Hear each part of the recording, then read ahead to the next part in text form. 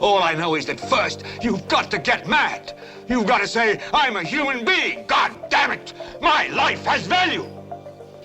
So, I want you to get up now. I want all of you to get up out of your chairs. I want you to get up right now and go to the window, open it, and stick your head out and yell, I'm as mad as hell, and I'm not going to take this anymore.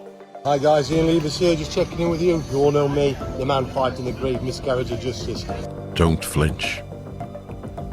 We're pulling the curtain back on the injustice on the Greenfeeds case, where verdicts were handed down, but justice was not served. So buckle up. This isn't just a broadcast, it's a reckoning. This is a case of a grievous injustice, and we want to understand how things went so wrong. Listen in every Saturday between 12 and 2 p.m. and hear how the story unfolds. You'll be blown away by its content. Only on Dreamcatcher Radio. You want answers? I think I'm entitled. You want answers? I want the truth! Okay, we are back for episode number 25 on Dreamcatcher Radio. I just want to do a general catch-up, just to remind listeners who have been listening to this series. We talk to witnesses and people that have knowledge that perhaps even not even been at Greenfeeds, but have knowledge of their understanding of, such as, for example, in one of the previous episodes, of drivers that are tasked with a very serious role of being a tanker driver. It is a serious role. It comes with many dangers in terms of just driving on the roads. You're in a heavy goods vehicle.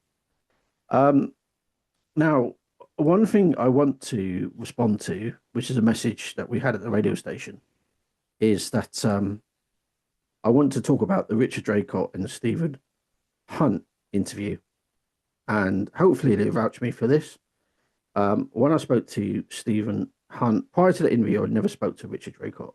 When I spoke to Stephen Hunt, we had no prearranged questions, nothing. All I had was a brief conversation with him beforehand, and he said he wants to say his piece, and I said, yes, that's great. And I said it'd be really good to get Richard Draycott on as well, because he's got personal first-hand knowledge. Whether that's accurate, correct, or indifferent, I don't know. So basically, that interview wasn't staged, wasn't pre-prepared. I literally followed their lead, as I do with all my interviews. I have an idea in my mind of how I think it should go, but it's just an idea. And all I'm thinking about is the number of sections in an interview with the limited time we got. And I did not edit the interview whatsoever, despite the accusations. And I never once overtalked Draycott or Hunt. I allowed them to talk freely and openly, including all the cursing words as well. And so the interview that everybody heard is the interview that actually happened. I just want to clarify that. We're going to go into solicitor's notes from Richard Draycott. I've not read these yet. I'm going to read them now with Phil. Phil, good afternoon. Good afternoon. Thanks for joining me again. Pleasure. But one thing beforehand, Phil has been sent a large bundle of paperwork from Gillian Leivers, and he's been working his way through it. I mean, I saw a picture of his desk that he sent me of all the paperwork he's got, and it's quite a significant amount of paperwork. So he's trolling his way through that at the moment. But there's one specific document, and I've been sent quite a few, and this is an easy one to get out of the way before we get on to Richard Draycott's on the stand. These are notes from the solicitor, just bear in mind that, yeah, what was said. And these are messages which, I'm not joking, I'm absolutely gobsmacked by. from Nicola Johnson. Yeah. And these were gathered by, who is it, Phil, again? Oh, it was taken. It was taken by. I'm not quite sure actually, but they were removed from a mobile phone. Right. And who prepared this document now? I think it was sent to. It was sent by Kennedy's to the police, wasn't it? Right. Okay. All right. I just want to read the first paragraph. I mean, I've got a serious issue with this. Their witness statements changed so significantly that their evidence was no longer reliable and the witnesses should have been abandoned by the CPS. Now, my issue with this, because I've read these messages, and I mean, listeners read it as you will, but the first thing the defense counsel should have done is, assuming, well, actually they didn't, because they were on the witness stand. Wasn't Nicola was on the witness stand, right? I don't think she actually went to court, did she? Did she not? Go to court? Okay. Anyway, but Ramuniak was. Yeah. They should be treated as hostile witnesses. And I'm not too sure if this is an exhaustive list. It appears perhaps not. These could be just high-level messages. And I just want to talk through them briefly. Okay. And this is what I don't understand, why this was allowed to be even entered into court, if it did at all. We'll have to try and find out. But either way, it's there. But I definitely know when Marinac was on the stand, because I saw some paperwork on him. The Nicola Johnson, the health and safety professional at Greenfeeds. I'm just going to start reading this off. It seems to be in some sort of order. Okay, Nicola to Gemma, 25th of December, Christmas Day. Jeez. Hate to see her investigating, but I still feel they will get away with it. This is what I mean by, I think we've only got certain stuff. I think by they're referring to Leivers. Then there's a response on a further message on the 12th of January 2017. When referring to Mr. Leivers, Mrs. Leivers, fucking stupid bitch. Now, this woman worked for them for years. For years. On the company anagram structure, she's down as the health and safety advisor, which I've seen two versions of, and she's on both of them. I've actually got it here somewhere. I don't think she was down as the health and safety advisor. In fact, nobody was down as the health and safety advisor on any of the organograms. She was down as a FEMAS. Okay, yes, sorry, FEMAS coordinator. Sorry, I apologize. Yeah, I apologize. Yeah, Nikki Johnson, FEMAS coordinator. So that was one dated March 2015, and the second one was dated March 2016. Which were both exhibits into court. So Gillian Leivers is a fucking bitch. No, a stupid fucking bitch. Okay, 21st of the 1st, 17, Mike Marinac to Nicola Johnson. Lucky she had us up the office today trying to talk. I can't stand the cow. Now, I don't know if you remember, Phil. Do you remember we got told there was this you and us sort of mentality between the Muniacs and the office staff? Yeah. That kind of makes a little bit of sense there, doesn't it? But, I mean, he carried on working thereafter as well, but he can't stand the cow, right? Yeah. I think to put it into context, they sort of... the Mariniacs on site were sort of like in charge of the operation. I think a lot of people say to me, why didn't you just sack them all? It's because basically the job was getting done. as far as he was concerned. So he just turned a blind eye to what was going on. But the Maruniacs sort of like separated themselves from most of the rest of the people in that company. They even had their own little den, basically, that was away from the cameras. Even though a camera that was pointing at them, they actually stacked stuff in front of it so that they couldn't see what was going on. But they were doing what a lot of company employees were doing. They were helping themselves to some of the produce and reselling it. Yeah. So chocolate, things like that. Nicola Johnson, how is she related to Maruniac? She's part of the family. I think Dave's her dad, isn't he? Right. Okay. I don't know. All right. So they're going. So this is Nicola Johnson again, 23rd of the first 17. So they're going to clean up and hide everything then.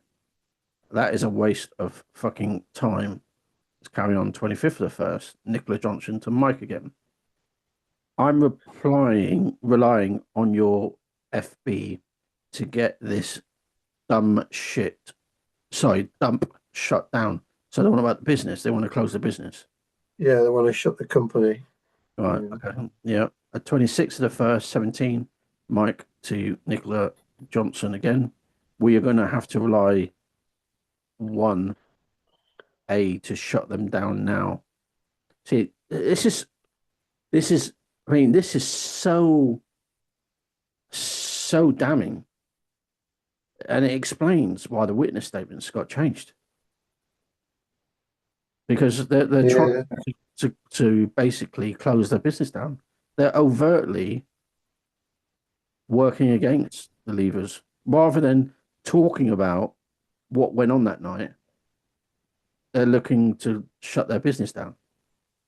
Is that somewhat blowing your own foot off?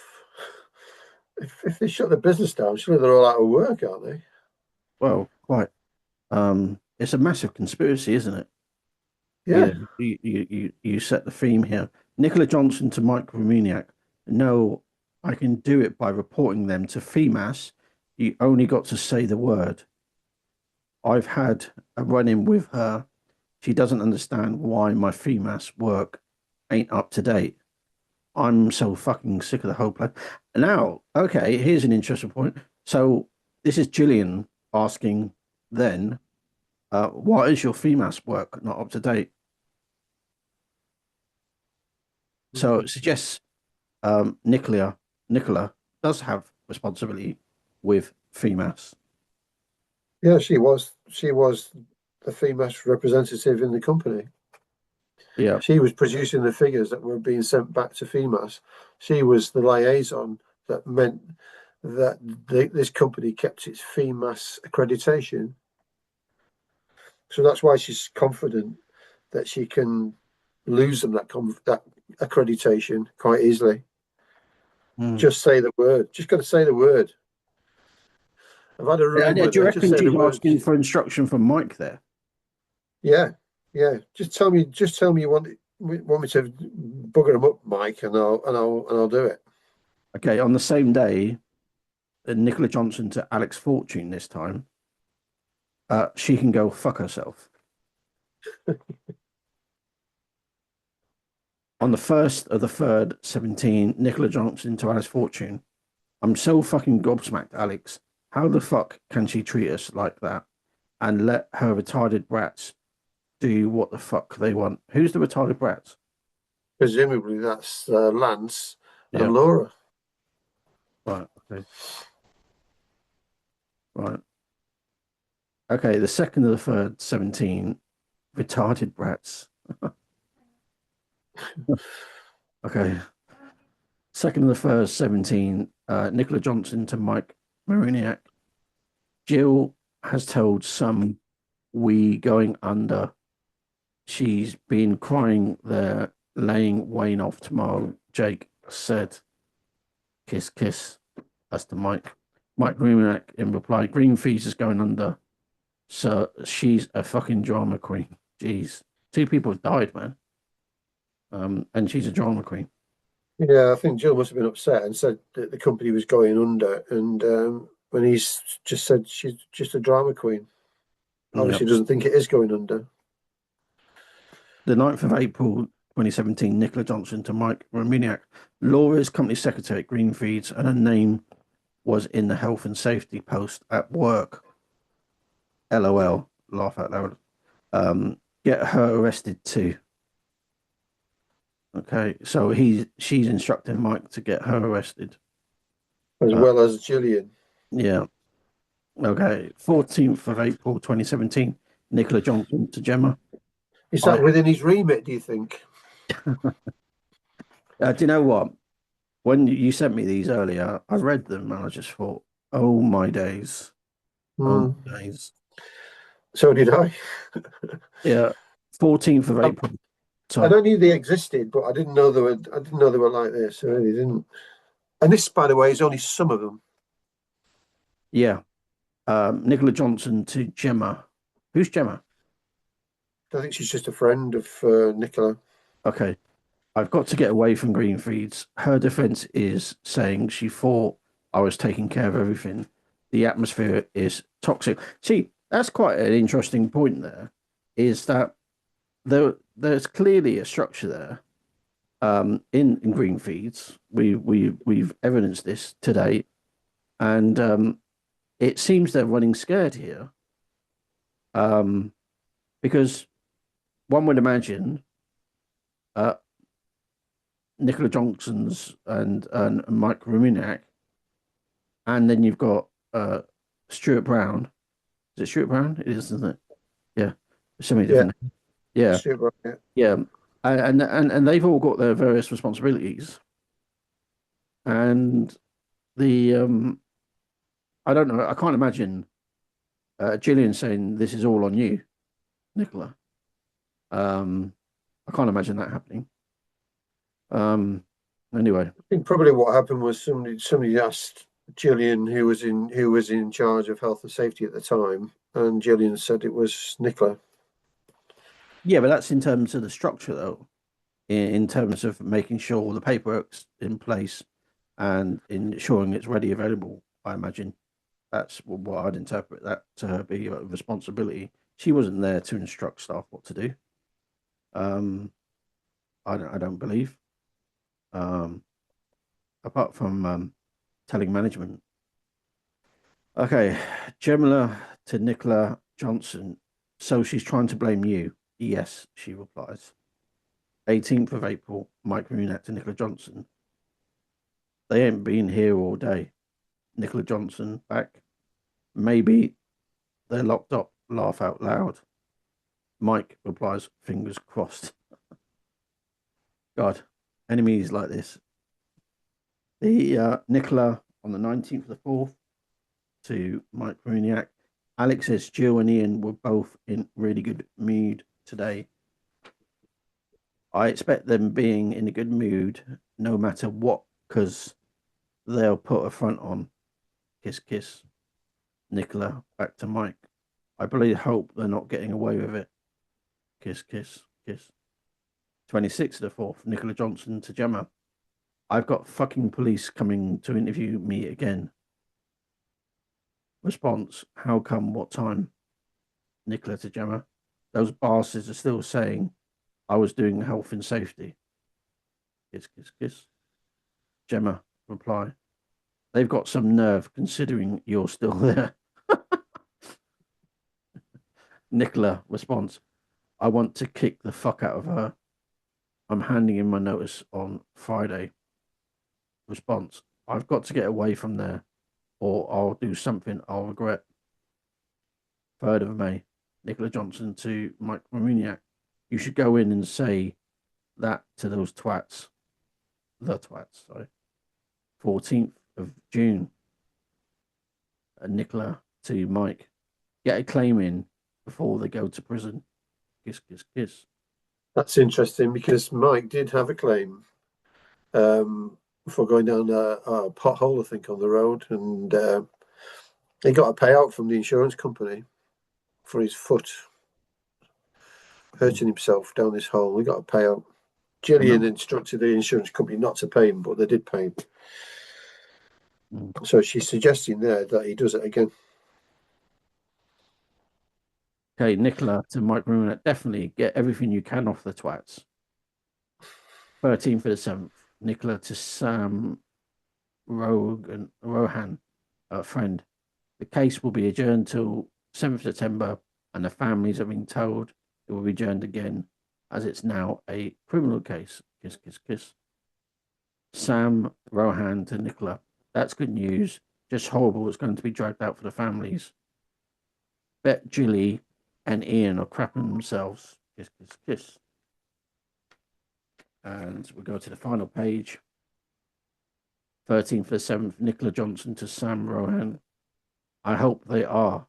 I'm assuming they mean shitting themselves. Sam Rohan to Nicola Johnson. Me too, Flower. They get everything they deserve, if you ask me. Nicola Johnson. They do. I hope they lose everything. I really do. Kiss, kiss, kiss. Nicola Johnson to Terry Ramuniak. They are bastards. I hope they go to hell. Nicola Johnson to Terry Ramuniak, which is mum apparently. I want to smack that slag straight in her lying mouth. 7th of September. Messages between Nicola Johnson and Mike Ramuniak. A conversation which they discuss how to anonymously. Oh yeah, this is really interesting when I read this actually, Phil. A conversation which they discuss how they can anonymously make an environmental report. They discuss all issues they know with the company, how to get Claire, Mike's wife, to report it. Why does it need to be anonymous? Anyway, and the fact is, when you make these sort of reports anyway, they're always anonymous in the first place. Anyway, but it shows skullduggery, doesn't it, Phil? Well, the whole thing's skullduggerous, if that's a word. Yeah. Yeah, I mean, well, it's just one thing. There's another, falsifying figures, signing documents. It's all criminal activity. Yeah, it really is. So if you're going to falsify an environmental report and then send it in anonymously, unless it's actually factually true, then of course it's it's not good, is it? Really? Yeah, I mean, also, why would you need to do it? I mean, if the place is a piece of shit, right? Just phone up and say it's a piece of shit. The fact is, they wanted to create a narrative. And this is proper Fox. Like this is Snake. Yeah, this really is. Well, they refer to all food waste being in the dikes, in the ditches around the site and things like that. Burying this and burying the other, and Robin Neve talked about burying asbestos, and it's just craziness. Because the asbestos was still there in a bloody skip staring at them. So, I mean, it's still there to this day. Yeah. Well, allegedly, yeah. The 11th of the 9th, 17, Nicola Johnson and Mike Ramuniak. And my statement was 7 pages too. Mike replies back to Nicola Johnson, that's facts. Facts. I think facts is a nickname she has for Mike. Oh, is it? All right. Yeah. Because it does say Facts. FATS, but I just read it as facts. My statement is different to yours. It's on officially headed paper saying witness statement. It's that because Ian and Gillian have given evidence against me. Do you know what? I actually don't believe they would have gave evidence against her. They would have just told what her role was. Yeah. I mean, obviously, we've not got to that stage yet in the paperwork, but how could they give evidence against her? Well, all they could do was say that she was responsible for health and safety. Yeah, she didn't give any instructions that night. No, she didn't. So how could evidence against her apart from what her role was? Well, I think what she's implying is that if they can prove that Nicola is something to do with health and safety, then she might be in line for the same fate that Stuart Brown's going to cop. Okay, this ends bittersweet, really, in some respects. I don't know how facts, but I promise you, I'll make them regret it in one way or another. Ha! That tells a lot, doesn't it, Phil? Yeah, it's a threat, isn't it? He's protecting his. I think she's his sister, is she? He's protecting her basically, or promising to protect her. Absolutely shocking. And it gives a lot of weight to what Ian's saying about them being stitched up. And moreover, is the fact that this was not used in court, to the best of our knowledge. No, it was provided. It was provided, but not used. Yeah. I don't know why they would do that, because I mean, it just discredits them all as witnesses, doesn't it? Really? Well, it slowly dismantles their proposition about what is actually going on at Greenfeeds. And like I say, it doesn't appear to be exhaustive, but that's all we've got, and we have to work on that basis. Now, Yeah. Well, Nicola's always denied having anything to do with health and safety. You know, when she was questioned about it, she had nothing to do with health and safety whatsoever.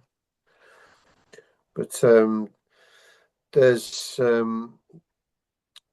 according to Ian, there's an email which I've seen actually from Sam Ramage, who was the outsourced health and safety company that were taking over were handling the health and safety, and she sends an email to Nicola saying, "How are you getting on with health and safety?" So that sort of pops the bubble, really, doesn't it? You know. she was also involved with the external health and safety companies, wasn't Yeah, she? yeah. See, I've just looked up what role is a FEMAS coordinator, and a FEMAS coordinator is primarily responsible for ensuring that companies within the animal food supply chain complies with strict safety and quality standards. They act as a liaison between feed businesses and independent certification bodies and the Agricultural Industry Confederation, and ought to comply with ISO 17065 standards. So FEMAS doesn't necessarily relate to health and safety, but she was the go-between between and also writing method and risk assessments as well, wasn't she? Yeah, well, she did it for the new can crushing plant. So her name's on there. And I think what she claimed was, what she was doing was, when the risk assessments were coming up for renewal, she was just sort of like changing the dates and signing them, basically, just for the sake of updating it. Right. You know, which in itself is basically deemed to be criminal. You can't just sign a risk assessment and date it just for the sake of it. It's got to have some sort of meaning to it. So you've got to review it properly. And what she's saying, all she does was paper shuffling. Yeah, it's just a box ticking exercise, basically. Right. Yeah. Okay. But if that's the case, it's her name on the assessment, isn't it? It's her name on there. But what happens when it comes to the inspections from the external health and safety people? My understanding is they went to her, didn't they? Yeah, well, they had to walk around with somebody, didn't they? I think Sam certainly would have walked around with her. Before that, there was Ian employed another bloke to do health and safety on site, and then when he went, then I think Nikki was assumed to have taken the role. I think we had It this wasn't official as well in the past about toolbox talks. Toolbox talks used to happen at Greenfeeds. Yeah, well, Sam and Nikki gave a toolbox talk in the canteen to all of the guys, basically. There's a copy of it somewhere. I've got that much stuff on my desk. It's just like, yeah, no, I know it's going to be hard. The so we've gone through that. We're going to go through. I think we should go to a break, because rather than start it, Richard Draycott, the solicitor's notes, now then break in a few minutes' time because we've only got 4 minutes. So let's go to a break. Would you like to play a song, Phil? Yeah, this is going to be a strange one for your listeners. This is by Sarah Brightman, who I think is extremely talented. I think she's put a bit of timber on recently, but she's a really good singer. This is a song called Fleur du Mal. Fleur being a flower, F-L-E-U-R-S, D-U-M-A-L, Fleur du Mal. Okay, let's play that now.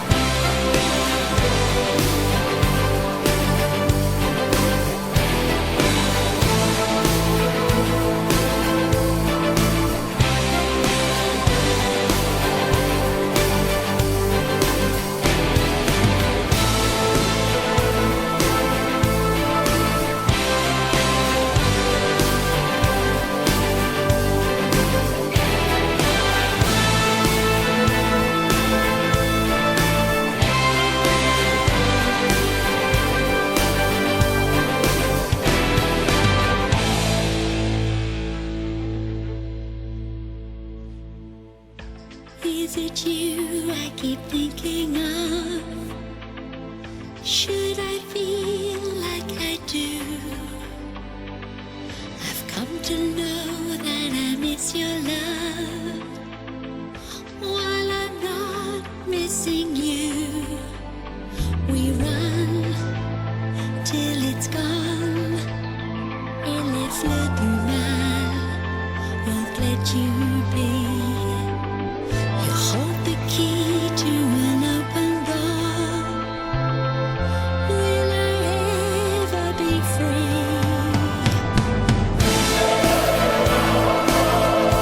On the fleur du mal, mon amour fatal. Comme la fleur du mal, mon amour fatal.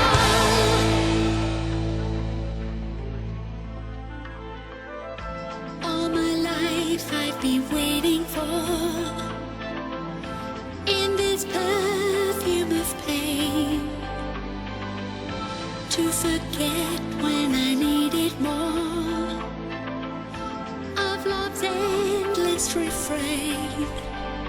We live and we pray pour les fleurs du mal. I've lost my way. What is done will return again. Will I ever be free?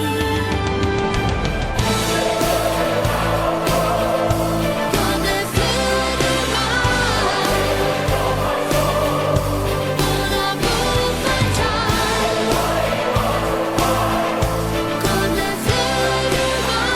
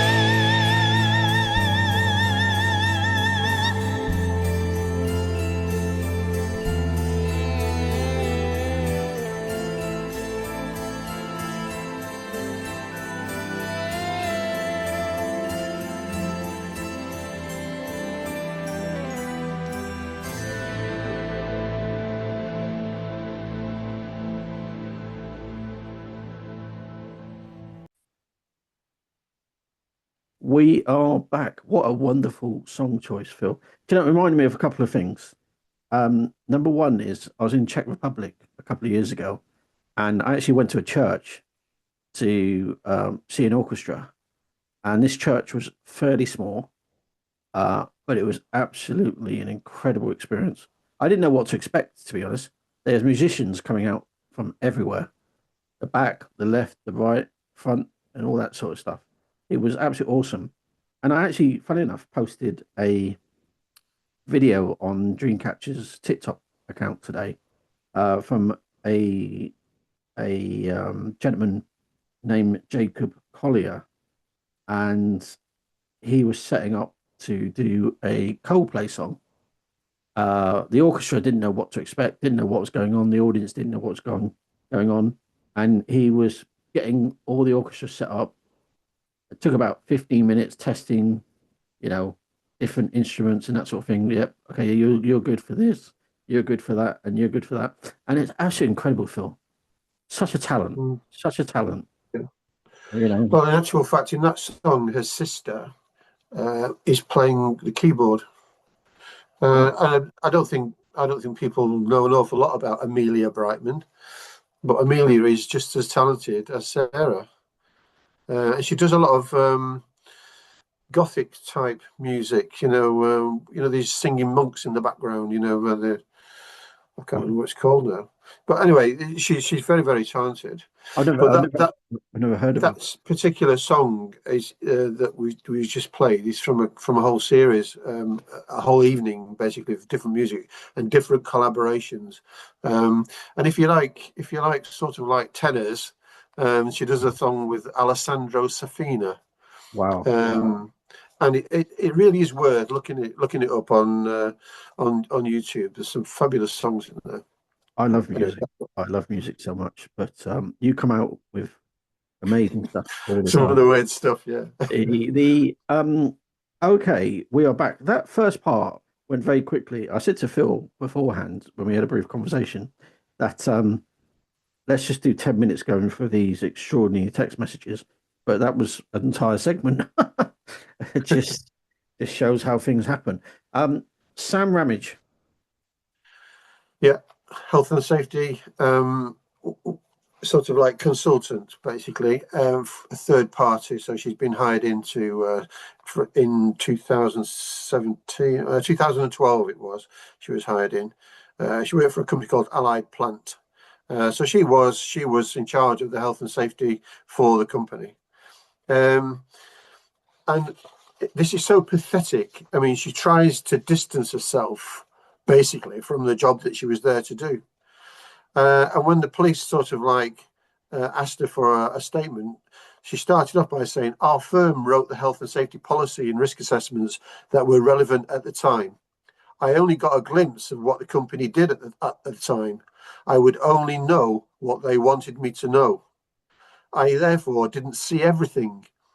Our firm had nothing to do with anything in relation to the tankers and were not requested to put any health and safety in place in relation to them. We were not made aware about any tankers and they did not mention anything about them to me," which is an absolute load of old bollocks if I've ever heard it in my life. She's in charge of health and safety and she's insinuating that they actually hide the actual fact that they move their product by a tanker. So then she gets into a cross-examination. So the barrister says, "Do you have anything to do with tankers?" Answer, "No." "Were they mentioned to you?" "No." "How does the pig feed get to the customers? Did you not ask yourself that question?" "Yes." "In this case, the answer by tankers, agree?" "No, because I don't think that was the case for this client. I can't remember what problem was for this client." It's just rubbish. It's impossible for you to be aware of the fact pig feed being delivered into clients in tankers. I can't remember. It's very convenient, this, isn't it? I can't remember. Yeah. As a responsible health and safety professional advisor, you would have found out how pig feed being delivered to the client, and you would have found out it was being delivered in tankers. Answer, no, because I don't remember that being the case. So this woman's in charge of a company that's delivering pig feed, and she doesn't know how the hell it's getting there. It's absolutely ridiculous.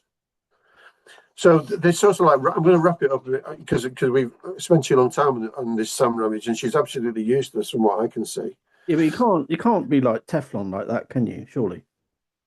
Well, they seem to just say, I can't remember, or, you know, that was never made aware of that, or, you know, and they just skip over it. It just beggars belief. Exactly what we're going to talk about very shortly with Richard Draycott here. Yeah. How many passes that were given and that sort of stuff. But I've just looked at Allied Plant online. It's definitely the right company, based in West Yorkshire. And they talk about what they do. They don't talk about doing health and safety services no more. I can only go on obviously the latest data. But if you're being paid to write documents, you've got a fiduciary duty. You can't just wash your hands of it. Because what do you do? Just make out on a fag packet, then, do you? Well, I don't know how they hid it. How would they hide a tanker from her? I really don't know. I really don't know. Yeah, and how they got away with just that level of answers being acceptable? I don't know. I mean, she even did a site visit with a bloke called Martin Vardy, who was in charge of health and safety for the company. They went out to Britvic to do a site visit, Britvic site in Leeds, for Hillcrest, and it was part of the contract that they actually took the liquid from Britvic in their tankers and transported it to Hillcrest. I mean, the contract was all around the collection and transport of liquids from Britvic to Hillcrest by Hillcrest employees using company tankers, just like the tanker in the incident. It's inconceivable that Sam Ramage did not know of the company's use of tankers.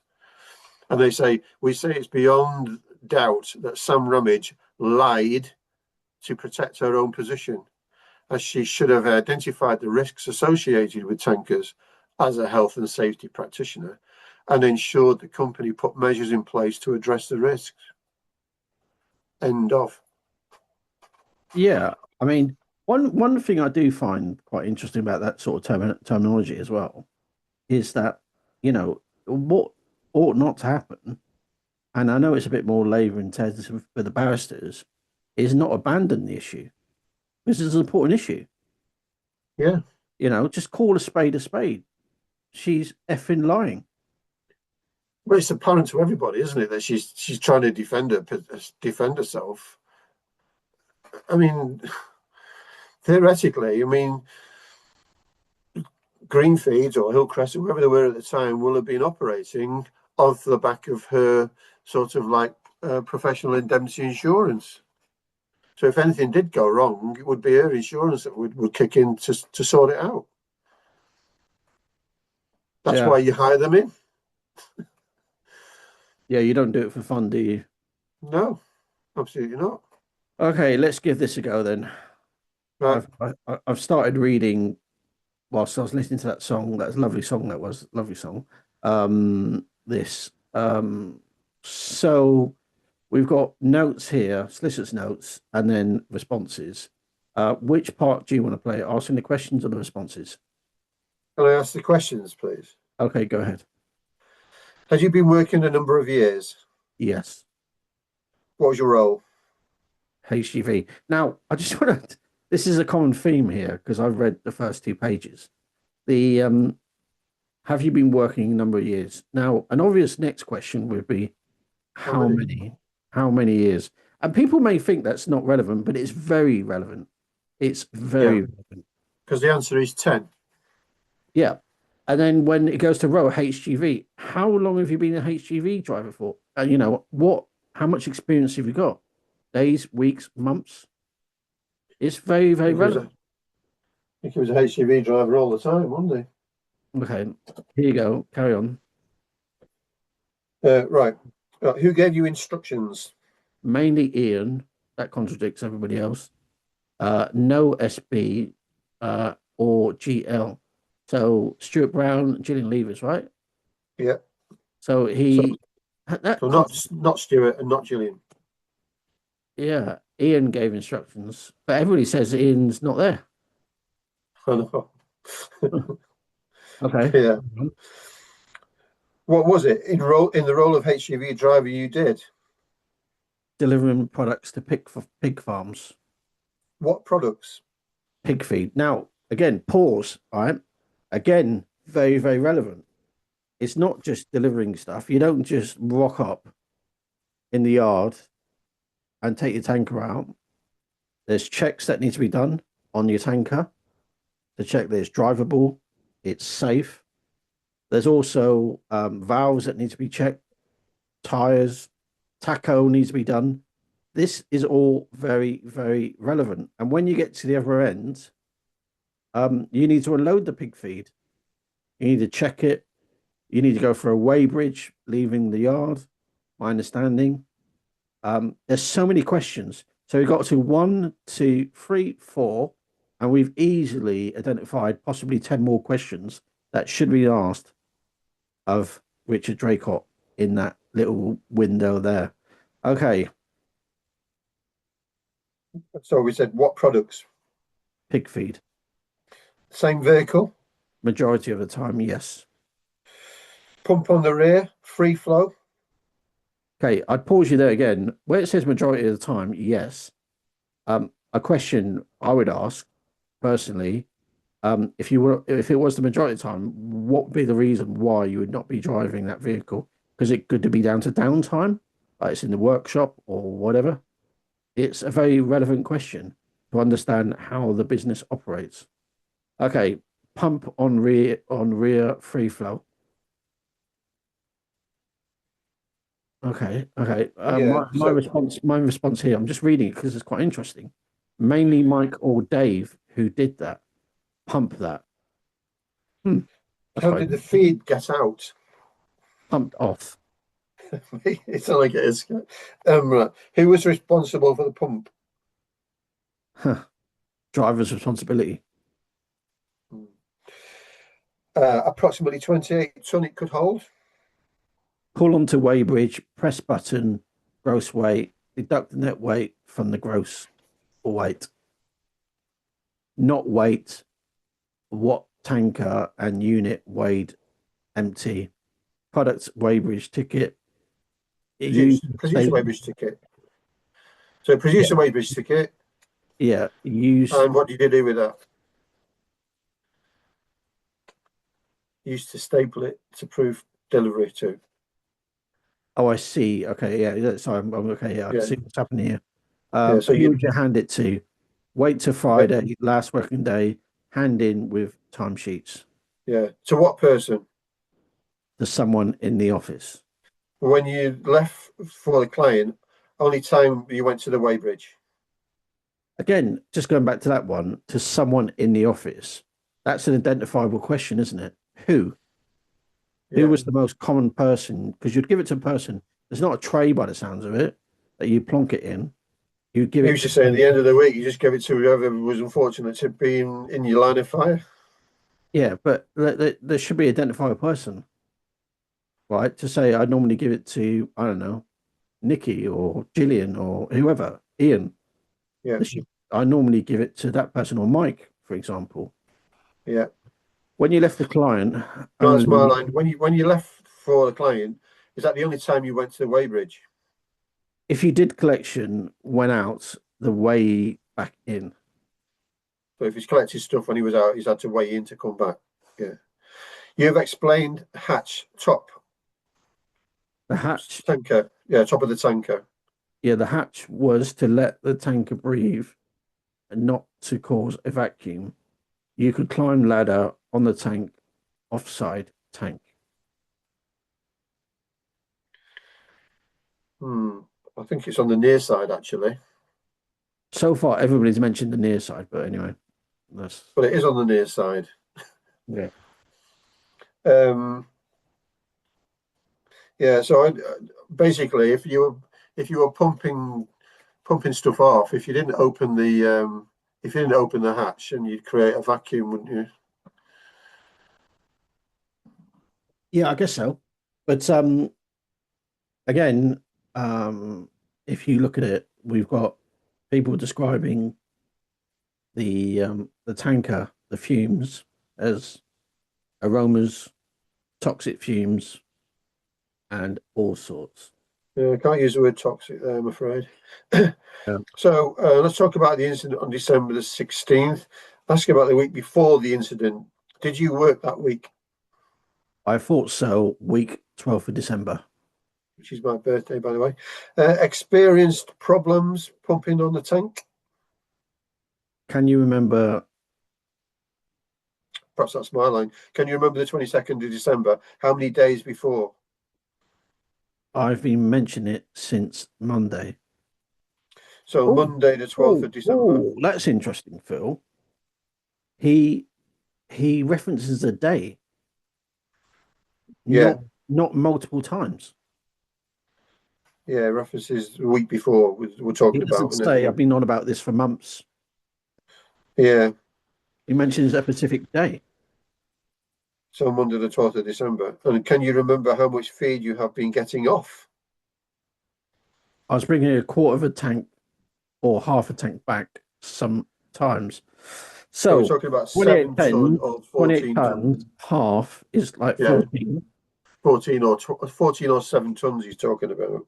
Yeah, okay. You said maybe half a tank. Who was it you have been told about this issue? SB. Yeah, no, I'm just reading the question here. Who was it you've been told about? Who did you? I guess that means who did you tell about this? Yeah, who issue? did you tell? Yeah. Stuart Brown. I told him the pump wasn't doing its job in performing like it should been. Told him told him the week. Yeah. What happened? Nothing happened. Was the problem fixed? No. Wait, what tanker and unit weighed empty? I don't understand this bit, but he said he produced a Weybridge ticket. He used to staple it to prove delivery. I think we're on a different page now. Was the problem fixed? No. I've got only delivery that day was at the time feed was in the tanker. Daily round checks. That's what I've got. So I'm out of sync here with my notes, and you keep going then.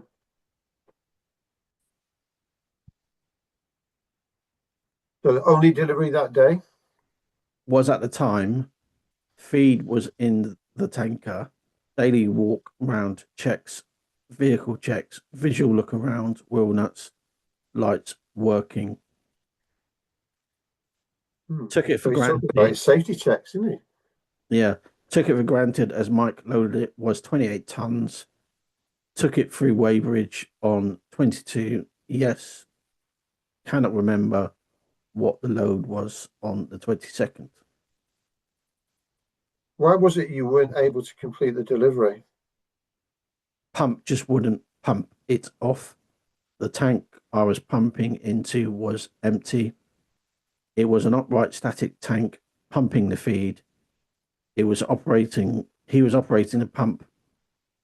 Procedure followed. Did anything different? I think that's mine.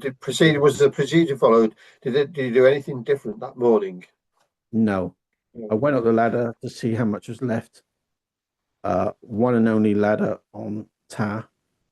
Can't discharge due to pump. Earlier in the week, had you looked into the tank on earlier occasions? I would have done, yes. Not one of those earlier days, but on the day I remember looking in the tank. Arrived back at site around 3:30 p.m. So the code on the Weybridge ticket sought Stuart Brown advice for the tickets. I think what he's trying to make out, he's not computer literate, by the way. Right, okay. How did he get Stuart Brown to come? You have to look for the code on the Weybridge ticket, punched the code in somehow. First time, Stuart Brown helped him. Oh, third party, is it? Ticket left with black folder in the vehicle. Don't know what happened with the folder or ticket. They were discussing about product in the tank. I was told to get 20p Nathan to take it out. And So then you had a discussion with Stuart Brown.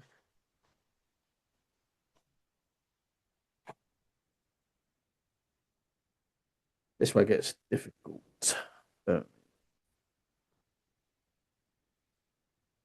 So you had a discussion with Stuart Brown. The discussion was in the office, the Weybridge office. I was in the area where it hasn't got stripes on the left-hand side. Are you inside the vehicle? Yes. There's a tanker on the Weybridge. Can you remember what you said? When I got back, Stuart Brown said how much you brought back this time. The discussion about Nathan, get 20p Nathan to wash it out. That is what I was told. Who did you understand? I only knew one Nathan Walker. By that day, had you personally seen anyone go in or come out before? I presume it's talking about going or go out of a tanker. Yes. Who? Saw a lad called Robin and Mike in a tank once. What are they doing? Washing them out. Did you hear or see who gave instructions to clean it out? No, I did not. Did you see or hear method they were cleaning on those occasions? Answer, pressure washer. Overalls and Wellingtons and gloves. Robin and Mike months before. Do you yourself know what to do if a tank is being cleaned? Answer, no, I don't.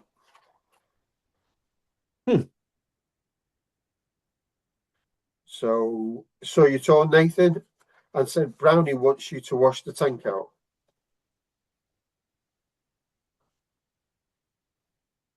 Am I saying what here? So that was the top one, but it doesn't mean anything, does it? Yeah. Okay. All right. Yeah. Saw Nathan and said Brownie wants you to wash the tank out. I walked out. Walked out, yeah. Pat moved the fast track, yeah. I backed the lorry and trailer into the shed. It has got to be washed out. This is the place you would have to contain the product. Never really washed it out, really. Geez, that goes so against what Robin Neve said. It could be contained in the area, wouldn't be all over the yard. Had back over mini speed ramp. Yeah, because we're talking about removing 6 tons minimum, 6,000 litres of feed from this tanker.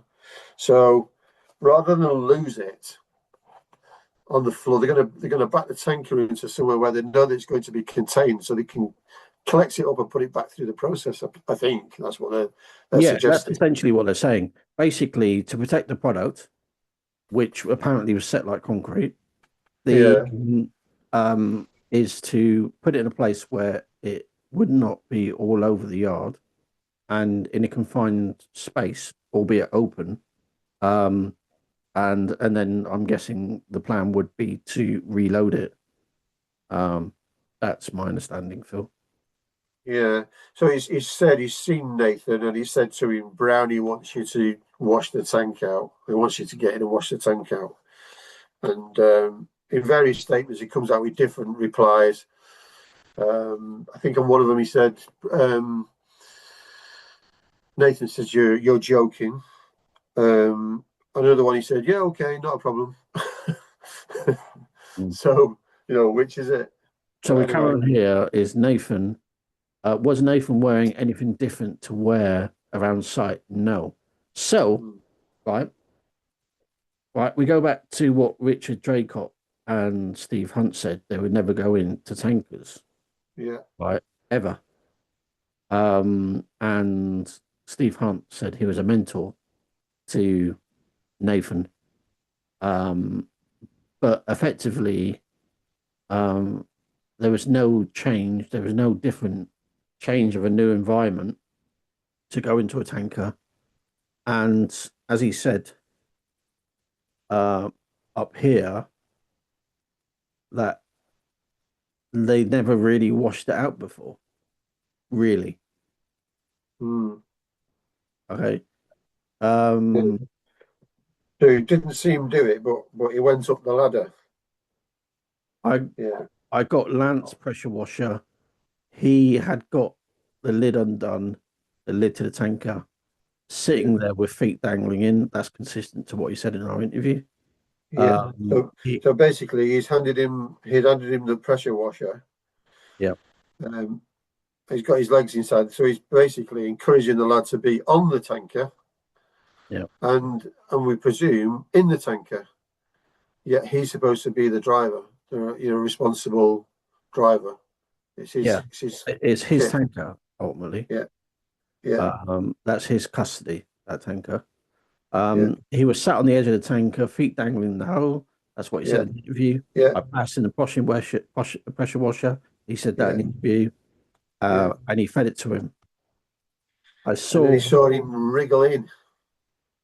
Yeah, but he didn't say that, did he, in the interview? What he said was he didn't hear the pressure washer go after about 2 minutes.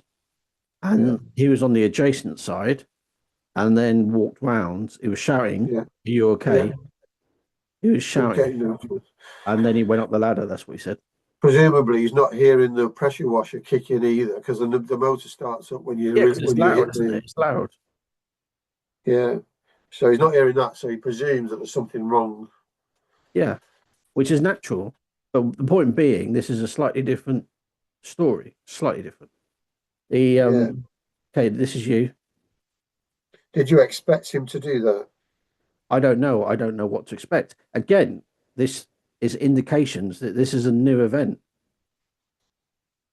right? For both, for him, who's been there working there for years, Phil. Yeah, 10 years. Yeah. I shouted, "Are you all right?" Got no answer, which is what he said in the interview. Yeah. One moan back to the tank, round, went up the ladder, said in the interview.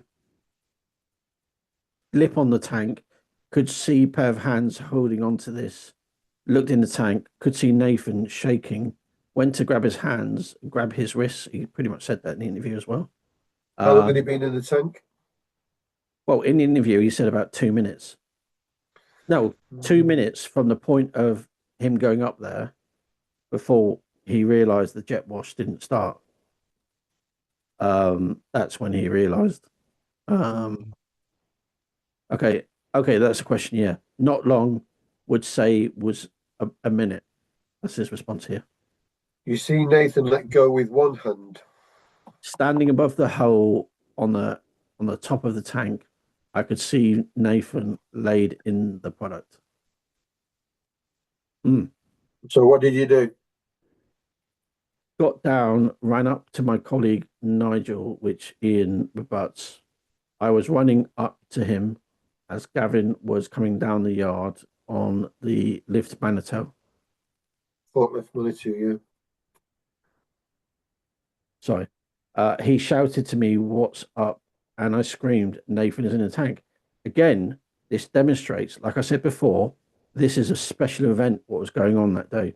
I don't mean in a good way, but this is not normal, someone to go into a tanker, because everybody is starting to get scared.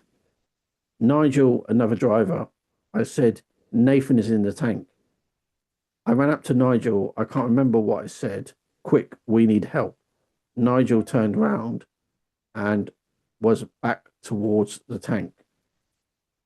Where was it you were when speaking with Nigel and Gavin? Roadway to the right. Me and Nigel ran back to the lorry in my side box, got a strap. Nigel gone round up ladder. So they've both been up the ladder now.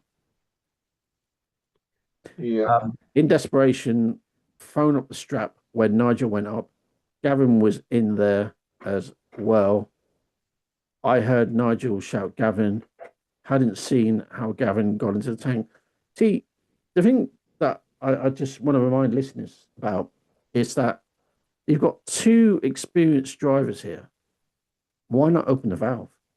Anyway, carry on. So I left Nigel and ran up to the main office.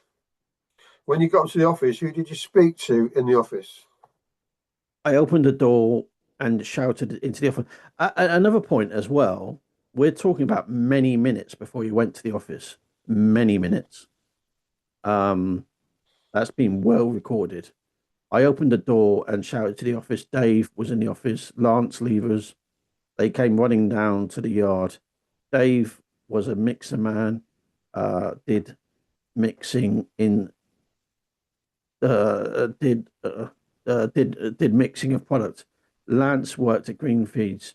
He used to look after the transport sometimes. Dave and Lance left office. I went back down after them. Dave got ladder, put on top of tank. As soon as he had gone, was out again. You had told us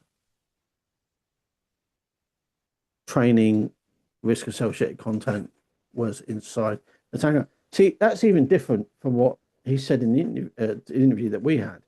He said he's not mentioned Stuart Brown at the moment. Stuart Brown was the one that told him to go into the tanker. And my understanding is on his account, when he ran to the office, he shouted in the office. That's true. That's what he said. And then I suppose it is consistent, actually. Everybody started running down to the tanker. Yeah, I suppose that's right. I'm not too sure which bit's yours next. Yeah, I think they're changing barrister now, aren't they? Because we're going back to the start. You know, what salary are you on? How many years have you been a driver? 40 years. But the strange thing is talking about risks associated. But I mean, in other statements, he does the same as Sam Ramage. You know, they're saying, you know, do you know that the fumes can build up inside the tank? No. But did you know that they could more or less be fatal? No, I didn't know that. You know, I was never told that. This is a guy that's been driving pig feed around for 10 years. Doesn't know, you know, it's got no idea of how dangerous it is. Just craziness. Yeah, it says here as well, just reading through this, in the past, unblock a tanker in the past. You unblock it by using a pressure washer up the free flow pipe. And didn't, in the interview with us, he said he didn't know what the free flow pipe was for. Yeah, it's just madness. You gave a number of statements. In one, you say the following words: I've always unblocked pressure washers up the free flow pump. And he replies, yes. Take you to the stage when you reverse the trailer in the mixing shed. By that stage, you have only had a brief conversation with Nathan. Agree? Yes. You get out the cab, come down. Where's Nathan? Don't know where he is. Got out of the cab. He appears from somewhere. Where is Nathan when you see him for the first time? He is in the shed, come down off his break by driver's side of the unit near a tanker. You gave evidence, passed Lance to him on offside, driver's side, not seen him on the ground or on trailer, walked around the ladder to trailer about 2.5 foot, passed him up, threads to the tanker, and then see him shuffle into the tanker. Oh, I actually saw him go into the tanker then now. That's different, isn't it? Yeah. Because he's saying he didn't see him go in the tanker. He just saw his hands. Because then he's saying, dealing with what you have actually seen. Because I saw what he was doing. I was there, I saw it. Feeding it somewhere, obviously into the tank, wouldn't be feeding it other side of the tank. So he's more or less running out of patience now, isn't he? Saying, of course, he was feeding it into the tank. You won't be feeding it out of the tank. Yeah, but the hose was never put on, was it? The jet wash, that is. Okay, we need to go to another break, Phil. Let's come around that quickly. Okay. So you need another song. I would suggest a Deep Purple song. I love Deep Purple. And I would pick Strange Kind of Woman. Okay, let's play that now.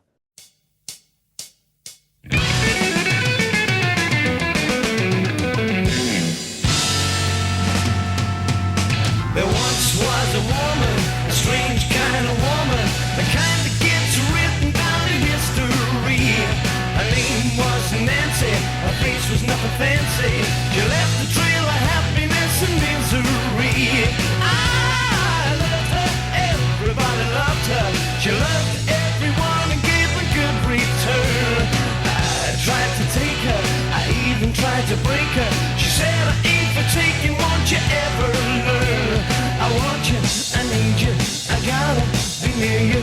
I spent my money as I took my turn.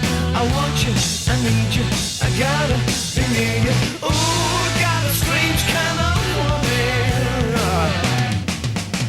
She looked like a raver, but I could never please her. On Wednesday mornings, boy, you can't go far. I couldn't get her, but things got better. She said, Saturday nights from now on, baby, you're my star. I want you, I need you, I gotta be near you. I spent my money as I took my turn. I want you, I need you, I gotta be near you. Ooh, got a strange kind of woman.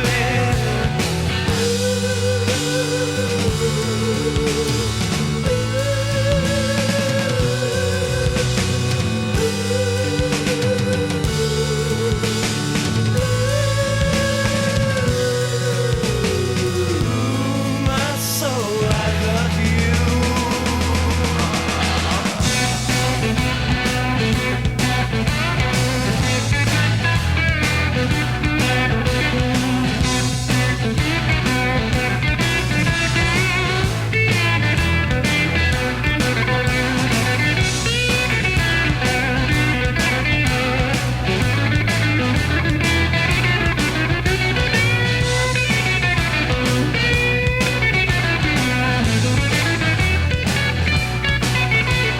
I want you, I need you, I gotta be near you. I spent my money as I took my turn.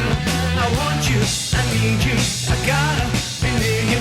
Ooh, got a strange kind of woman.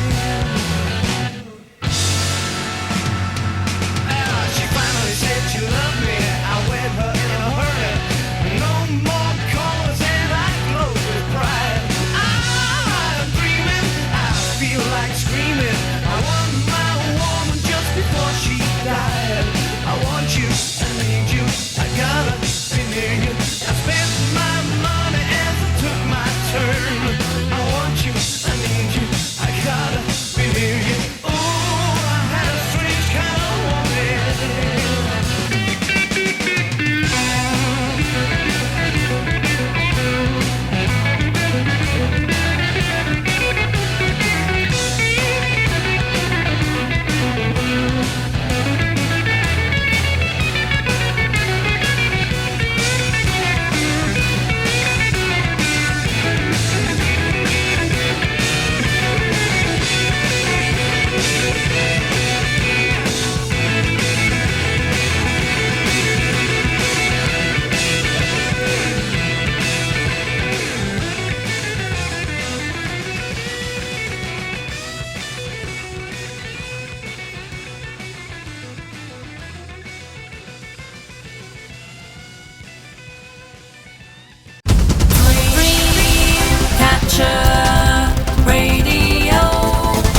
Dreamcatcher Radio is about capturing and creating dreams through music, chat, and debate. Empowering expression, enriching society. A go-to place for unsigned musical talent. A radio station which listens to its audience. Free speech, vibrant, engaging. Stream worldwide 24/7. Events, competitions, promotions. Always keen to have a listening ear. Contact us. hello@dreamcatcherradio.com. Dreamcatcher Radio.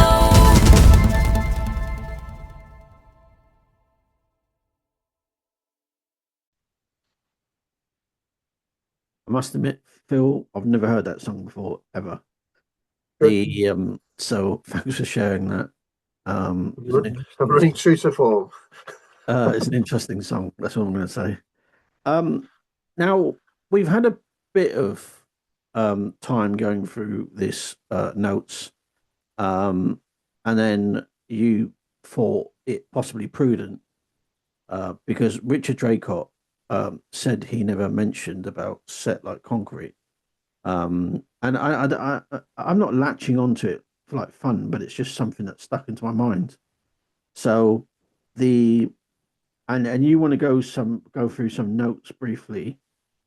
Yeah, well, the detectives that were hired to look at this case, two Manchester detectives, ex-detectives, came up with some really salient points. Actually, I know Draycott always denied saying it's set like concrete. Yet we know that everybody that was in the office that day all said he said it's set like concrete. And that includes Aaron Shelley and Stuart Brown, Gillian and Lance and Uncle Tom Cobbler. They all said they heard him say it's set like concrete. And coupled with the fact when they opened the valve, the pig feed started coming out straight away. Yeah. Without any influence. Sorry, yeah. In his evidence, he was not asked about the blend setting like concrete. He simply said he got problems with the pump. And under cross-examination, Draycott denied saying that the blend set like concrete, but says it was a problem with the pump. The thing is that speaking to Gillian and to Stuart Brown separately, they both said that if he'd said to them, it's just a problem with the pump, they would have said, take it to the engineers and they'll change it. Simple as that. So that sort of like stamps on that narrative, really, doesn't it? So the other thing is, having brought back the six ton, and he's told to take it down to the mixing shed, he does that dutifully. The trouble is, there's another anomaly here with Draycott's actions, because following him leaving the weighbridge at 15:33. He drives a tanker to an area of the site not covered by CCTV until 16:47, when it stops close to the mixing shed. So there's a period there of 1 hour 14 minutes when the tanker is out of sight. And they suggest, wouldn't it have made sense to have got the problems with the tanker resolved as soon as possible and get back on the road, particularly if the load was setting like concrete, which is a good observation. But the question is, of course, is what was he doing for an hour and 14 minutes on site? Well, if you remember from the interview that we had, he said he drove around the block. But yeah, what is the block? Well, I think it's just basically an area where you can turn a vehicle around. Obviously, if you need a fairly tight turning circle to turn an Arctic round, and that's basically what it was. You drive through the site and go right, and then you go into this like keyhole type road where you can spin round at the top end. I think that's what it is. And I would think that's what going around the block means, but there's no CCTV covering that section of the site.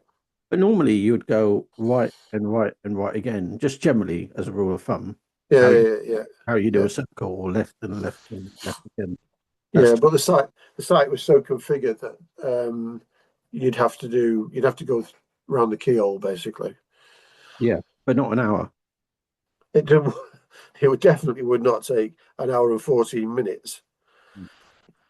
So, I like to say, if you've got problems with a tanker, you've got a load that's setting like concrete. Surely it would have been make more sense to deal with the problem, get it to the engineers, get the flipping pump taken off, get it changed. Either get the lobes changed or get the whole pump changed. It wouldn't have taken 20 minutes. Yeah. But they did neither of them. So what was he doing for an hour and 14 minutes? That's the $6 million question. And then the other point as well, Phil, is why didn't anybody ask that question? Well, yeah, this is it. And I don't know. It's just symptomatic of this case, isn't it? Really, Because it's an obvious question, isn't it? You'd think so, wouldn't you? Perhaps they didn't even pick it up. But I mean, they've had these notes from the detective. You can't excuse that. They can't give them relief on that. Because things like chronology and unidentified people on site. I know it was only one that was unidentified, but that's a massive issue. But the timing is very important. The chronology is very, very important in a crime scene investigation. Like, for example, when did they call 999? Why did it take so long? It's very, very important.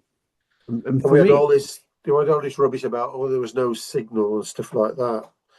But there's even all the voice notes to the emergency services are noted that the police have transcribed them, so when they start and when they finish and who was making them.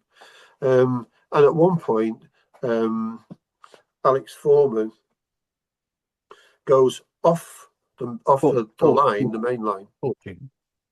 Sorry? Fortune. It was a sales girl, what she was called, Alex Fortune, I think her name was. Yeah. Yeah. She goes off the main line onto a mobile because she wants to go down to the tank to give more detailed information because she doesn't know what she doesn't know, basically.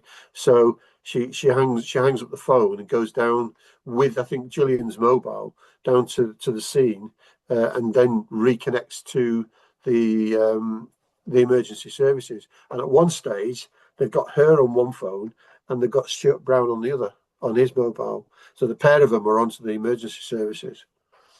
Yeah. Wow. Yeah. So, I mean, they do drop out occasionally when they're talking to you, and so they have to ring them back. But they do ring them back. They do get them back. It's not like there's no contact at all. So this business about there being no signal, it's ridiculous. They're all stood around that tanker for 15 minutes, something like that. Nobody thinks to open the free flow valve. Nobody thinks to reverse the pump. My understanding is that even if you haven't got phone reception, if you call 999, it still works. It automatically connects to the service that's available. Yeah. You don't necessarily have to have it. It will automatically connect. Yeah, that's my understanding. Yeah. And they're saying that basically Draycott knew that the tank contained approximately 6 tons of blend, and he was an experienced driver. Why didn't he tell Nathan how much was in the tank? When he was sat up top, you could have said, "Don't go in there, mate. There's 6 tons in there, 6,000 litres in there. You're not just dropping into ankle deep stuff. You're dropping into a decent load." Never said anything, did he? In fact, he gave him the lance. Here, knock yourself out. As a responsible driver, initially he should have said, "Get off. You're not going in." That's what he should have said. Having given him the lance, he should have said, at least warned him what he was going into. 6,000 litres in there. This is a serious amount of stuff. But he didn't do anything. He just handed him the pressure washer, which is well, it's terrible, isn't it? Really. Yeah, I think there's a bigger, a bigger issue here, is that Nathan was very young, and from the best of our knowledge, what we understand about Nathan, somewhat naive. He's only been on there for a few weeks, and that's I go back to what I previously said, that Richard Draycott had a fiduciary duty over Nathan, let alone Gavin. But one thing I again go back to is that it's clear to me, reading this statement that is given on the stand, albeit it's notes, it's not the actual true transcript, is that this was an event that ought not to have happened, and there's never been an occurrence that happened before. Obviously, people dying, that's easily identifiable. But what I mean by that is that when Kirsty Iqbal said that this was bound to happen, it was just an accident waiting to happen, it's not true, because they never went into tankers. He's actually evidenced here that this was not normal, and common sense didn't prevail that day, Phil. If that's me being polite, by the way, by common sense. But you can take every facet of this case that they used to prosecute Gillian with and pull it to pieces effectively. And these guys do. They more or less, in their summary, say that there's no proof of anything. Basically, there's no actual proof of anything to suggest that Gillian's guilty of anything. Even down to health and safety.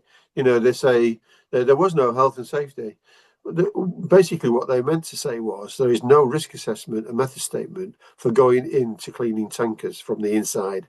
That's what they should have said. And I would have agreed with that.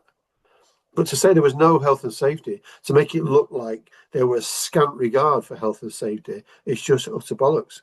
Because why employ Sam Ramage? Why employ Peninsula? If there was no health and safety, you wouldn't do that, would you? You just wouldn't do it. And these companies, the first thing they do is they come in and they draw up policies, health and safety policy, health and safety policy statements. They do method statements and risk assessments of all the things that they can see, you know. And then they'll attach themselves to people and go, right, what do you do? You know, show me what you do, and they'll develop risk assessments from that. And then what happens from here, and so it goes on, and they build up, you know, a basis of risk assessments for the whole of the business. So to say that you don't know that they're running tankers is just ridiculous. To say that you don't know that the feed that you're running produces gases, it again is ridiculous, because it's bound to know that. Why do they put formaldehyde in the load? You know, basically to try to suppress some of those gases.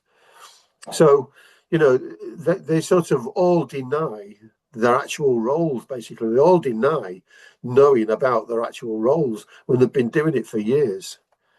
And they're allowed to get away with that. That's what I don't understand.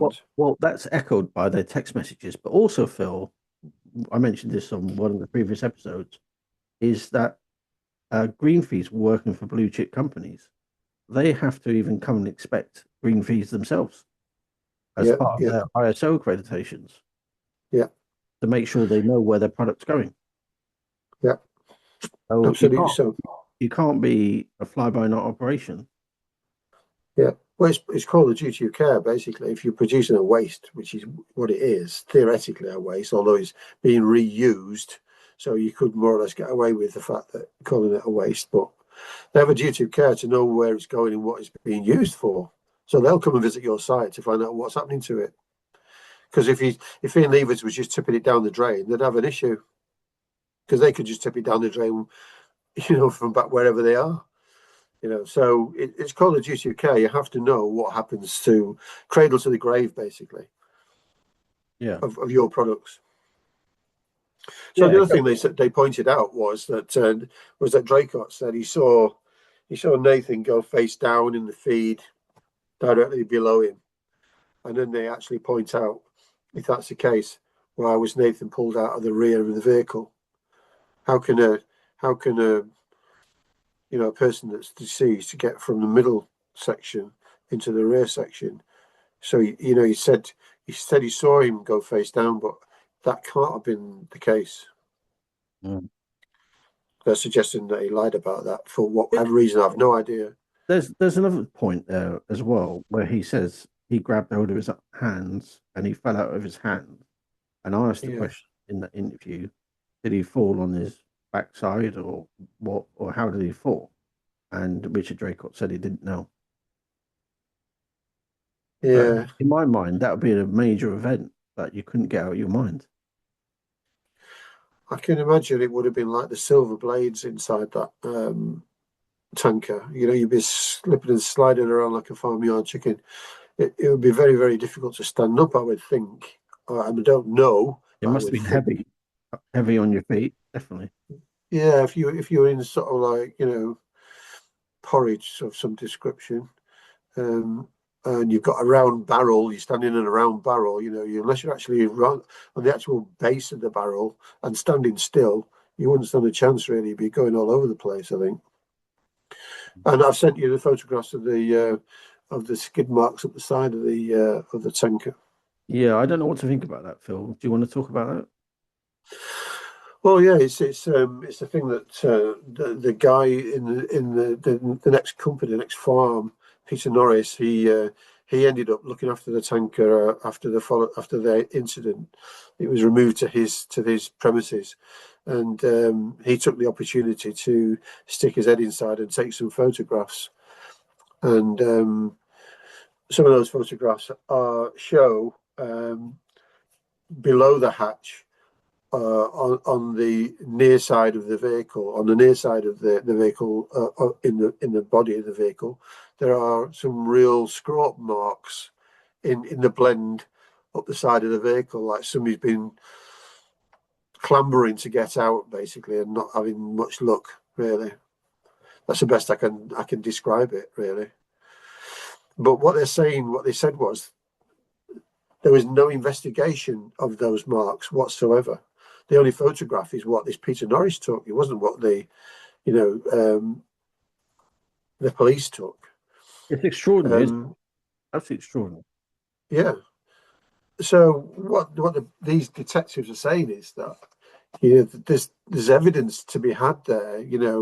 Of you could more or less tie in who made those marks, basically, on the side of that tanker. If they had the DNA and stuff like that of the actual scrapes, they could pin it down to one or other of the operatives, or the deceased, or one of the operatives themselves, if somebody else had made them.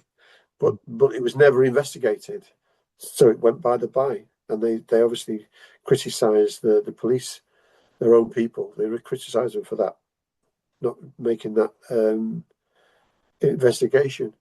And they also criticised the actual case by not addressing why they're all saying, they only ever saw one deceased from the hatch. They only ever saw one deceased from the side of the vehicle. Yet some of them knew there were two deceased. How did they know that?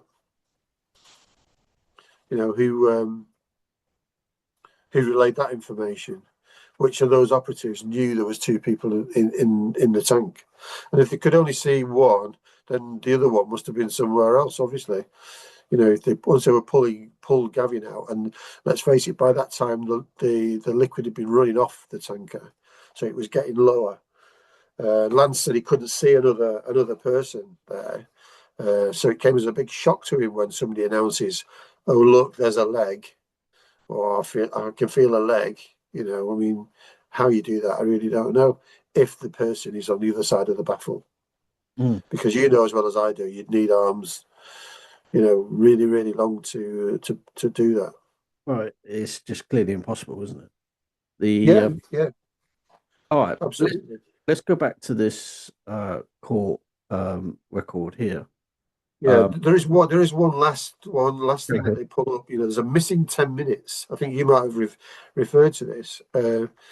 These are in the agreed facts as well. So both prosecution and defence agree on this. It shows that after Draycott had finished reversing the tanker into the shed at 16:01 Draycott is seen running from the mixing shed at 16:11. That's a little more than 10 minutes later. So they're going, those 10 minutes have not been properly accounted for and given their position in the events of the day. And 10 minutes is a long time to be unaccounted for in a circumstance like this. Yeah, I understood it was 11 minutes, but okay, let's go with 10 minutes. But yeah, 10 you're minutes. right. That's a long time in an emergency situation. It is, yeah. And then they go on to talk about the scrape marks here, what appeared to be feet scrape marks on the inside of the tanker. We can find no further investigation of this observation nor any examination of the marks. So, yeah. So back to the other document, mate. Yeah. Just out of interest, Phil, I know I've got a copy of it, but I've not looked at it yet. Is how many pages is that investigation report? Oh, right. It was about... Just roughly. There's roughly about 40. There's quite a thorough report then. Oh yeah, it's really detailed, and they do pick up on all of the points that we've talked about thus far. All of the suspicions that we've had about this case, they mention them in this report. I only saw it yesterday for the first time, this report, by the way. So yeah, it's quite detailed. And it's very damning, basically, of the police investigation. They think it's basically non-existent. Yeah, which is a fundamental problem with how this all started, how it went so wrong. Yeah, absolutely. Yeah, I mean, for me, it started with the length of the a sentence that Gillian received, and then you start to delve into the onion. Really, start peeling the onion, and it gets worse and worse. And like we said today, there isn't a document you can't pick up, read, and go, I've got another 10 questions here. What about this? What about that? What about the other? It's just like that, isn't it? We both know that. Yeah, and the thing is as well, which does bother me massively, is in addition to that, which you're off on a bad start anyway, is that the prosecution witnesses were just given a pass. No real cross-examination, which baffles me. Because there's so many questions to ask, and we've witnessed it ourselves, even based on what we've learned, is that we've established some very, very key points which has never been addressed to date. Yeah. And it's very frustrating, because I think to myself, if you're prosecuted, or if you're defending this case, and somebody gets on the stand and says this, this feed set like concrete, and then further down the line, somebody says they opened the free flow valve and it all ran off. Why are they not recalling to the stand the person that said it set like concrete? Exactly. No witness was ever recalled. Because the way the courtroom operates is that no other witness is allowed in the courtroom while someone else is giving a witness statement, Right. just to avoid collaboration, or someone suddenly think I should say that as well. So the witnesses should have definitely been recorded, but look at its lowest denominator is the witnesses that are actually on the stand were given free passes. What was the weather like today? Oh, it was okay. Move on. Did you have breakfast? Yeah, I did. I had bacon and eggs. Move on. It really is like that. It's not, it's not even like opening up, trying to, find out what's in the tin of tuna. It literally is just move on as quick as you possibly can. Make it look like you're asking relevant questions. In fact, I said to Ian one of the feelings that you get, you get gut reactions to these things. One of the gut feelings I get when I read through these documents is that they've all got to be somewhere else very quick. The judge has got, looking at his watch, got to be somewhere else. We can't call these witnesses. Let's just read the statements out, sort of thing. We can't take longer than, and it's just like they haven't got time to do it. And in actual fact, the case was done in no time flat, wasn't it? They set aside so many weeks, and I think they polished it off in like a third of the time. It was ridiculous. And it just seems all the time that they're rushing, and not taking the time to prosecute it or defend it. Yeah, this is definitely my opinion. I mean, going back to what you were just about, you didn't finish a sentence about one of the key identifiers why this case is so long is Gillian's sentence. Yeah. It's a massive red flag. Yeah. And then I started this series with the view of I'm going to do a show with Ian, just talk about the case and give it some exposure. But when I was thinking about it, I was thinking, geez, there's so much more to this case. And we're now at episode number 25, I think. And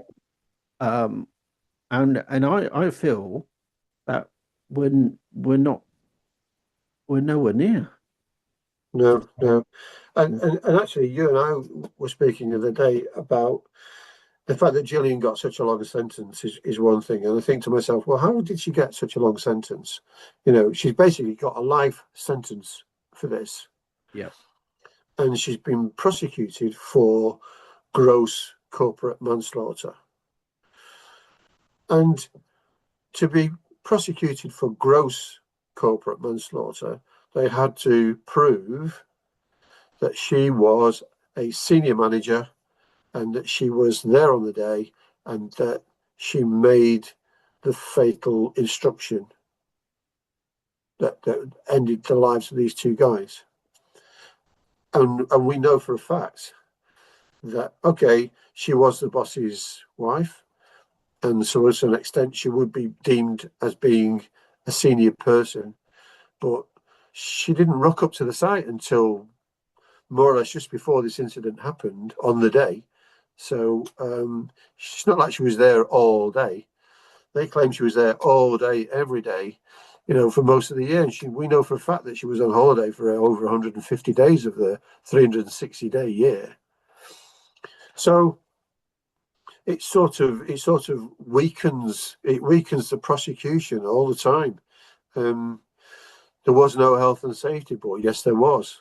There was nothing for going in the tank and cleaning it, but there was health and safety. But so you can feel as you're reading all this, you can feel all the time that they're trying to build a case that says yes, she was officer in charge on the day.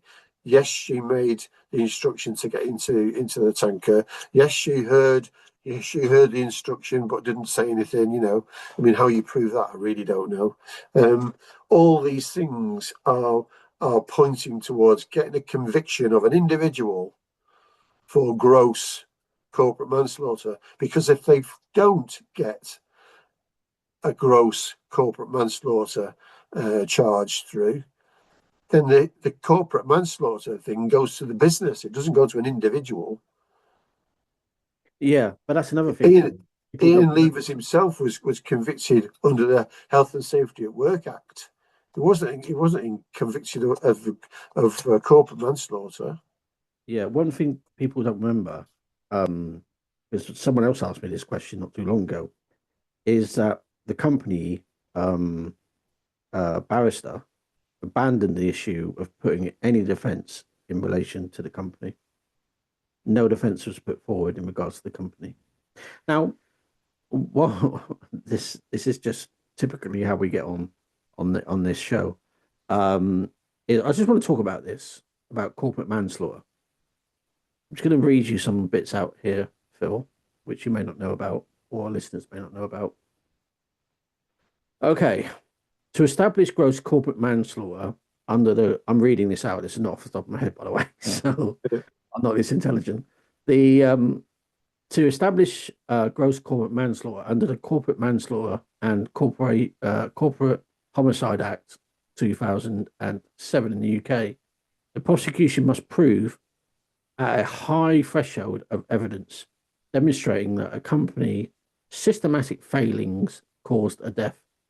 Unlike gross negligence manslaughter for individuals, the focus is on the organization's management rather than one person's actions. Very interesting. The following 6 elements and corresponding evidence must be proven.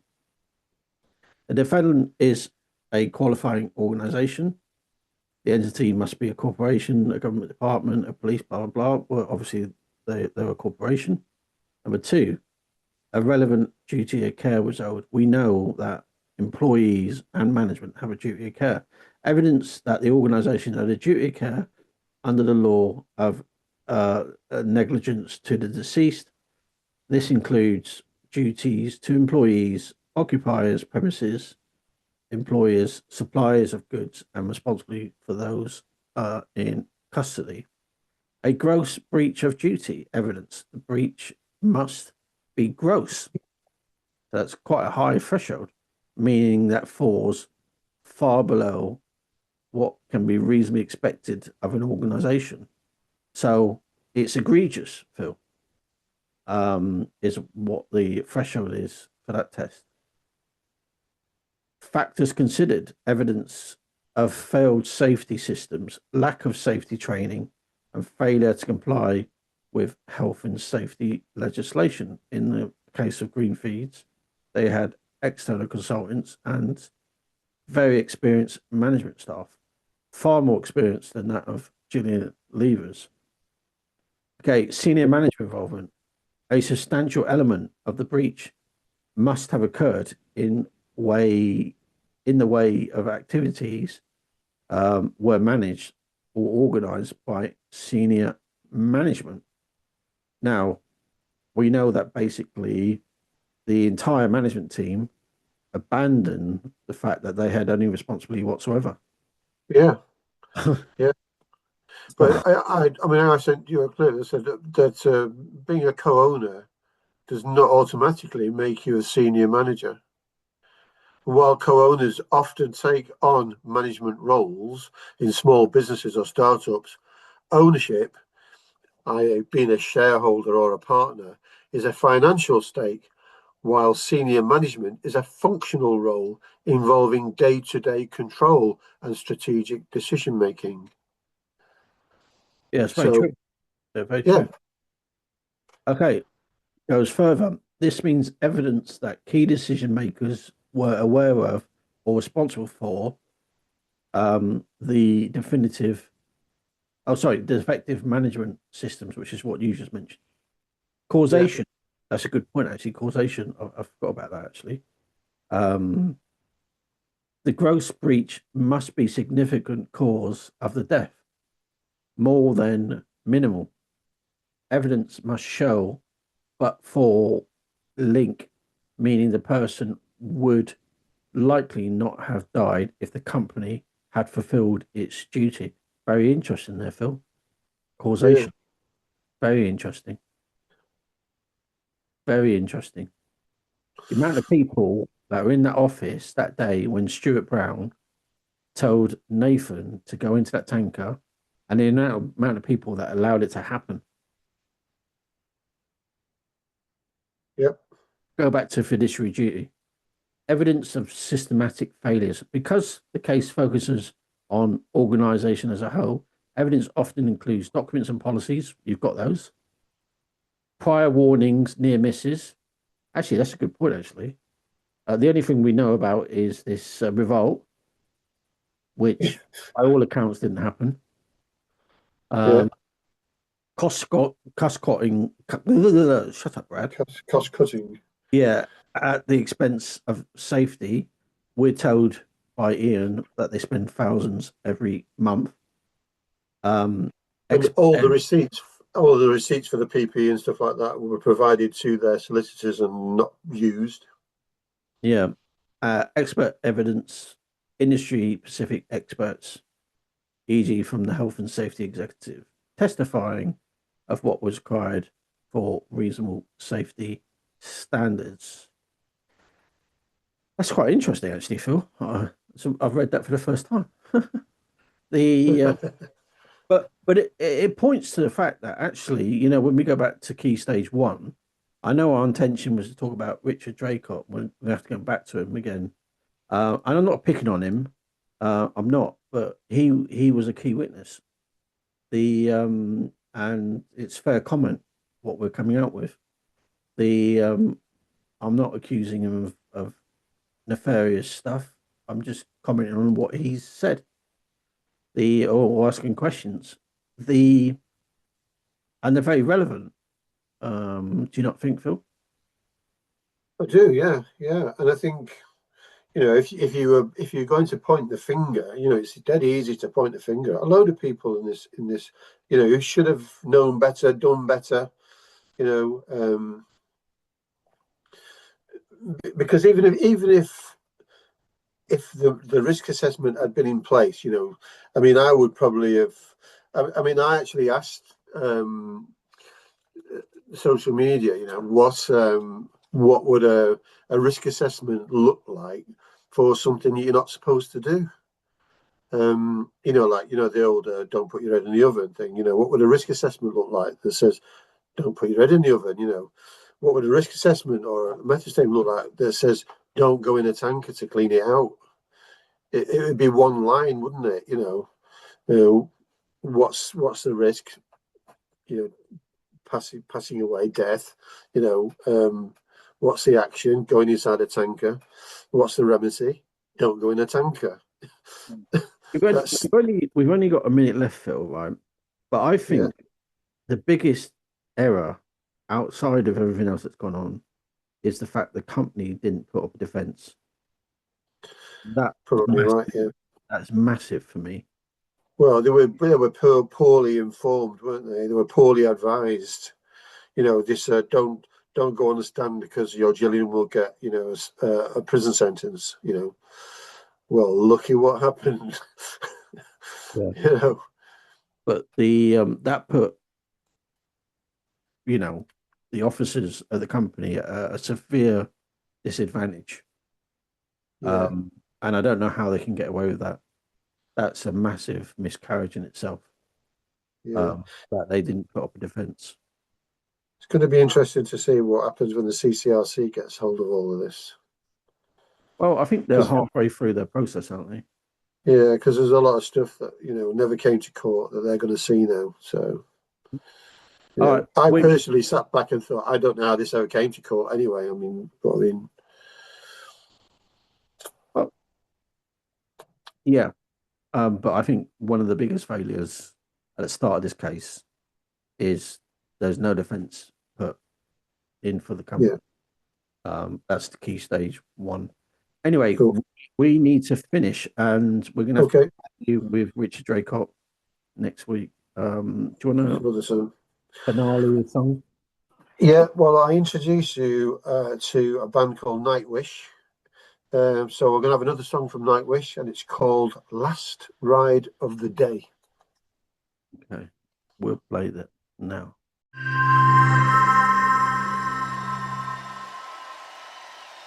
Well, in that case, we have one last whipping to do. The end of this day, the end of this festival, and the end of the show. You guys were the masters of rock. Thank you. Now let's make this last ride together. The last ride of the day!